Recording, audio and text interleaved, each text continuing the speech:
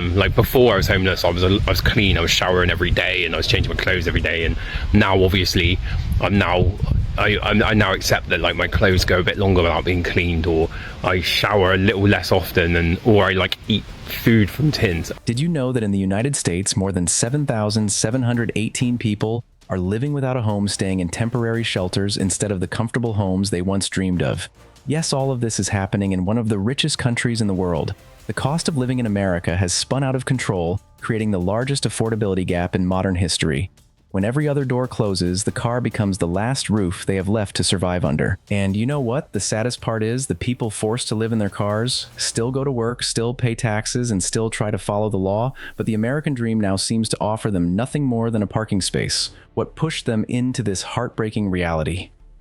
In today's video, we're going to uncover the truth behind America's glamorous image, what turns this temporary solution into a trap, and which seemingly reasonable decisions can leave people stuck there even longer. Are you ready to face this painful reality? If the first thing that comes to mind when you hear about living in a car is playing with dogs, cooking with friends, and waking up to a beautiful view, then you've probably misunderstood most of the story. But that's understandable. That's how social media works. It takes the best few minutes, adds some relaxing music, and makes an entire lifestyle look much easier than it really is. The families I want to talk about today didn't move into their cars to find freedom. They moved in because they had nowhere else to go. First, let me show you what this actually looks like. Don't get me wrong, these are not people who are passionate about nomadic living or free spirits who love life on the road.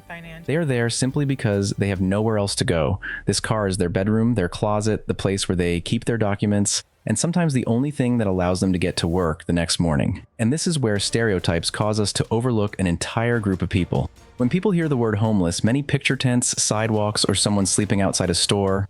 Those images are real, but someone can still have a job, collect a paycheck pay for car insurance, and still be homeless. The issue is not whether they own a car. The issue is that they no longer have a safe, permanent place to return to. The hardest part to see is that they are trying not to be seen. They arrive late, leave early, cover their windows, and try to stay quiet. Not because they are doing anything shameful, but because a knock on the window in the middle of the night could mean a ticket being forced to leave, or even losing the car that serves as both their home and their way to get to work. The deepest pain is not just sleeping in a cramped space. It is having to find a bathroom, a place to shower clean water, and somewhere to park every single day, then putting on a uniform the next morning, taking the kids to school, and pretending everything is normal. Because they are constantly moving and trying to avoid being noticed, many of them practically disappear from official statistics. Most of them are not there because they wanted to try a new lifestyle.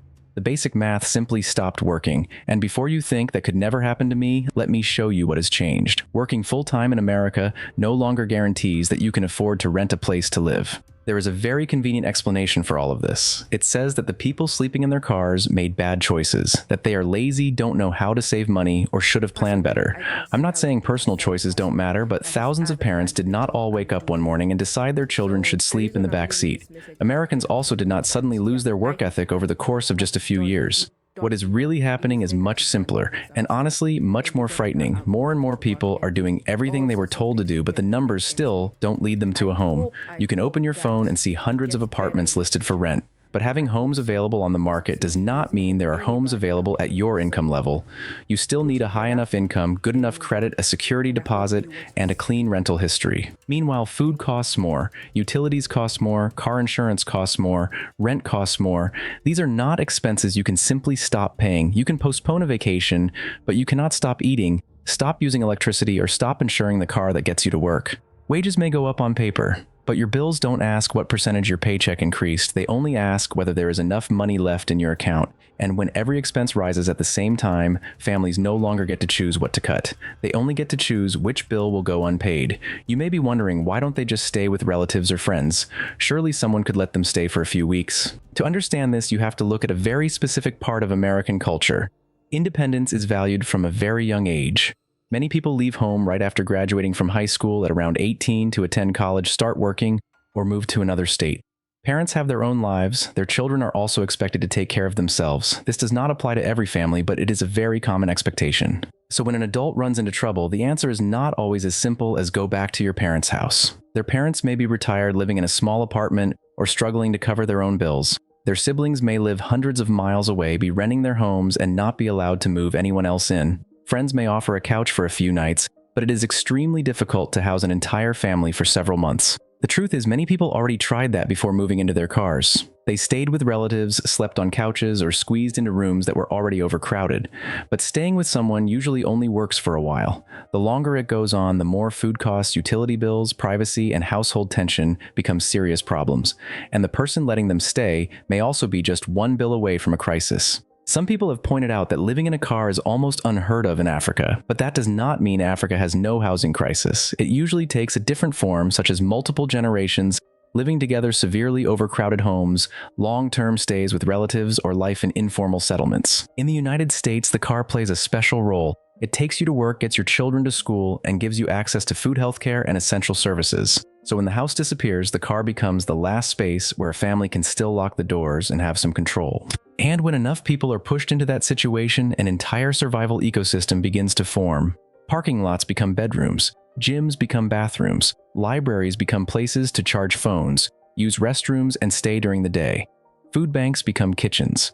More than 1 million American students experience some form of homelessness or housing instability during a single school year, and some of them are living in cars with their families. A child who slept in the back seat last night still has to walk into class this morning, take a test, and try to keep their friends from finding out that they have no stable place to sleep tonight. When parking lots, gyms, and libraries have to replace the basic functions of a home that is no longer clever adaptation, it is a sign that the housing system is failing right in front of us.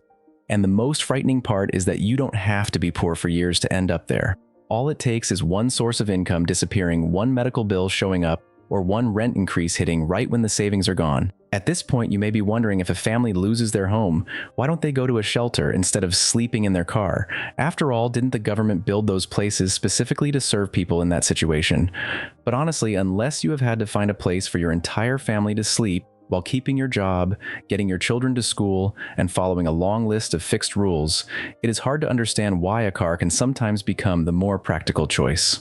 Alright, let's pause here for a moment. I'm not saying everything in the clip we just watched is wrong. Shelters need rules. When many people share the same space they have to keep it clean, respect the schedule, and help keep one another safe. There are also people who refuse help because of addiction or because they do not want to follow any kind of structure. Those cases are real. But the mistake begins when we take that group and use them to explain everyone who is sleeping in a car. A father working the night shift does not leave a shelter because he is lazy. The curfew may begin at the exact same time his shift starts. A mother does not necessarily refuse help because she hates rules. The shelter may be full, or it may not be able to accept the entire family in the same area. Just because a facility appears on a map does not mean it has enough beds tonight for 2 adults and 2 children. A place designed for individuals may not be suitable for a family. Even when space is available, parents and children may not be allowed to stay together. Some facilities serve only men or only women. The rules for older boys, girls, and parents may also be different. For a family that has just lost its home, being separated again does not feel like being rescued. It feels like losing one more thing. Then there are work schedules. Some people start their shifts early in the morning. Some work overnight. Others only receive their schedules a few days in advance. If a shelter requires them to be there at a fixed time, they may have to choose between a bed and their job, and that job is the only thing still giving them a chance to get back into a home. Inside the car, at least the family can stay together. They can lock the doors and keep their clothes, medicine documents, and school supplies where they can see them. I'm not saying a car is safe or suitable for long-term living. But when almost every sense of control has disappeared, even a small space that you manage yourself still matters. The car also allows them to keep working, take their children to school, buy food, and look for help. So they tell themselves it is only temporary. They will endure it for a few weeks, save enough for a security deposit, and rent another apartment. At least that is the hope. The car is not the better choice. It is simply the least terrible choice among the options they actually have. But that plan only works as long as the car keeps running and the expenses remain under control. And that is exactly when the next reversal begins. You may have thought about stopping rent payments, putting up with living in your car for a while, and using that money for a deposit on another apartment. I understand why a family might believe that math works, but there is one problem: they have only gotten rid of one major bill. Every need that their home used to take care of is still there. The car may have become their bedroom, but to the bank it is still a loan that has to be paid on time. Insurance does not disappear just because the family lost their apartment. Then there is vehicle registration inspections, road fees, and other required expenses. If they stop paying, they do not just risk losing an asset. They could lose their place to sleep, their way to get to work, and their way to take their children to school. Fuel is no longer just a transportation expense either. The family has to drive to work, school, the library, the gym, the laundromat, and a new parking spot every night. When you have a home, you can leave your car parked for a few days to save gas. When you live in your car, almost your entire life depends on staying on the move, and this is the part many people do not think about. In a house, you turn on the faucet and you have water. You walk into the next room and there is a bathroom. Food stays in the refrigerator. There is a place to wash and dry clothes. In a car, every one of those things becomes a separate trip and a separate expense. You pay for a gym membership so you can shower. You pay the laundromat to have clean clothes. You buy bottled water. You look for places to charge your phone. Without a reliable kitchen and refrigerator, food is harder to store, so the family may have to buy smaller portions or pay more for prepared food. Being poor does not make those needs disappear. It only makes you pay for each one in a more expensive and inconvenient way. Then there is parking. Free places often do not have restrooms, lighting, or security. No one guarantees that the family will be allowed to sleep there all night, and places with electricity, water, or security are rarely free. Even people who choose to live in recreational vehicles admit that they underestimated the costs. Some say campsite fees alone went over $800 a month. Their situation is not the same as that of a homeless family, but it shows one thing: even people who planned ahead can still miscalculate.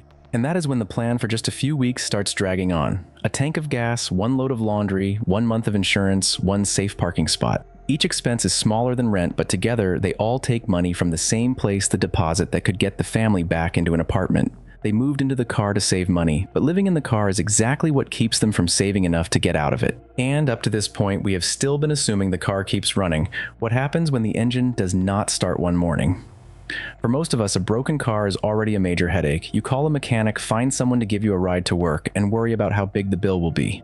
But for a family living in their car, this is no longer just about repairing a vehicle. That car is their home, the storage space for everything they own, their way to get to work, and their way to take their children to school. When it stops, every part of their life stops with it. A flat tire, a dead battery, or a transmission problem can leave the family without a place to sleep that same day.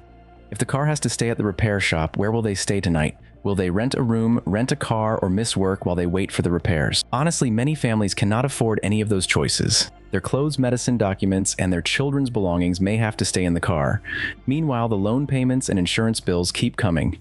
Even when a warranty covers the repair, it does not replace the missed work shift, the cost of a temporary room, or the days their children cannot get to school. Comments from people who have lived in their vehicles keep coming back to the same fear. If the vehicle stays in the shop for several days, where will they sleep and how will they keep getting around? That is no longer a mechanical question. It is a question of survival. If they cannot afford the repair, the family may keep driving an unsafe car, but every mile becomes a gamble, an accident, more serious damage, or losing the vehicle completely. This is the part I find most frightening. The car that once kept them off the streets now becomes the single weak point that can bring everything crashing down. For you, a broken car may be a bill. For them, it could mean losing their home for a second time. Every night before they can even think about sleeping, they have to solve another problem. Where can they park without being forced to leave? A place that is quiet enough may not be legal. A place that is legal may not be safe. And a spot near the school or workplace is usually hard to keep for long, and this is what makes the least sense to me. The family has already lost their home, but even when they try to sleep inside, the last thing they own, they can still be fined. A parking ticket can take away money meant for gas, food, or the deposit they are trying to save. If they do not pay on time, the fees keep growing. The car can be booted or towed. At that point, they do not just lose their transportation, they also lose their place to sleep their way to get to work, and everything they own that is packed inside. Vehicle sweeps may make a street look cleaner for a few days, but the people inside do not disappear. They simply move to another parking lot or another industrial area, then keep sleeping with the fear that someone will wake them up in the middle of the night. But the car is only the part that is easy to see. When some people can no longer keep their vehicle, they move into motels that charge by the day. If they are short on money for even one night, they have to leave the room immediately. Others put up tents. Some secretly sleep in storage units where there is no water, no bathroom, and no safe conditions for people to live in. I am not saying the entire middle class is falling into that situation, but more and more people who once had jobs, leases, and stable lives are having to find places to sleep in spaces that were never built to be homes. A city can make them disappear from one parking lot, but that does not create a single new apartment, and it does not make rent any cheaper. It only pushes the crisis into another corner away from our view. One necessary step is to expand safe parking programs that provide overnight parking spaces equipped with basic amenities such as portable toilets and staff supervision. Even though this is only a temporary solution, it still provides a minimum level of safety and stability for people living in their vehicles.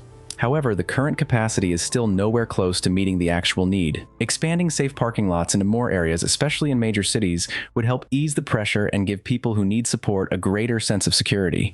It is also important to make basic hygiene services such as showers and laundry easier for people living in cars to access. Programs that use gyms and community centers or set up mobile hygiene units can help people protect their health and maintain their dignity. Providing these services does more than improve their quality of life. It also gives them more motivation to keep pushing through the hardship.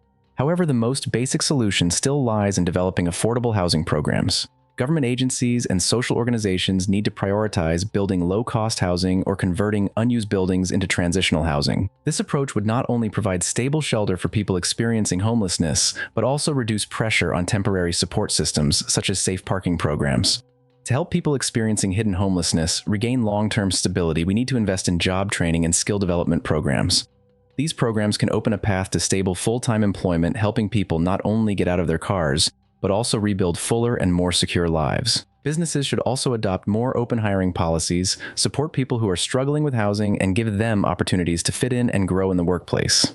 Another equally important factor is changing the way the public views homelessness. Many people experiencing hidden homelessness face social stigma. This makes them feel even more isolated and keeps them from asking for help. Public awareness campaigns should focus on helping communities understand the causes and realities of homelessness, challenge false assumptions, and build a more supportive and compassionate environment. Finally, we cannot overlook the important role of community support policies. Government agencies can put measures in place to protect renters' rights, ensure fairness in lease agreements, and limit uncontrolled rent increases. Increasing funding for housing assistance programs and healthcare services would also be a practical step toward addressing the root causes of the problem in a complete and lasting way. However, solving this problem cannot depend on only a few organizations or individuals. It requires a shared effort from the entire community.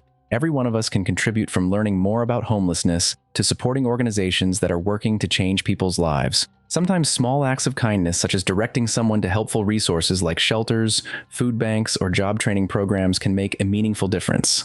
As a community, we should work together to support housing policies that prioritize affordable and accessible living options for people who are struggling, that would not only ensure fairness but also help build a sustainable society where no one is left behind. Every car parked quietly along the road may hold a story. We cannot see a job that was just lost, a medical debt rent that rose too quickly, or a family trying to survive one more night. People living in cars are not failures. They may be workers, students, single parents, or older adults. They are ordinary people who were pushed out of the housing market by an unexpected crisis. And this is what I want you to remember: personal effort matters, but hope alone is not enough. We need more practical housing policies, a safety net that does not let people fall without support communities that are ready to help, and a society that looks at them with compassion instead of judgment. No one should have to call their car home just because they went through a difficult time. Subscribe to the channel if you want to keep seeing America through what people are actually going through. I will see you in the next video.